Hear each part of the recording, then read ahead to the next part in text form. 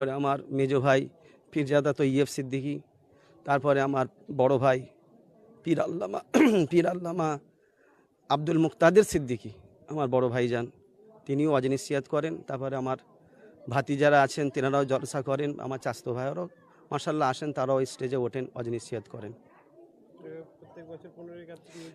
প্রত্যেক বছরে 15ই কার্তিক, ঝড় হোক আর বৃষ্টি হোক, এই জেকের মাহফিলটা আব্বা হুজুর পীর কেবলা তিনি করে আসছেন। আর সবাইকে বলবো আপনারা আসেন, ফুরফুরা শরীফে আসেন, জেকের একটু বসেন। জেকের করতে হবে, মোরাকেবা করতে হবে, মুশাহেদা করতে হবে, নামাজ কেমন করে পড়বেন, তসবিহ কেমন করে পাঠ করবেন, জেকের কেমন করে করবেন, মোরাকেবা কেমন করে করবেন, এই শিক্ষাটা আমার আব্বা হুজুর পীর কেবলা দেন।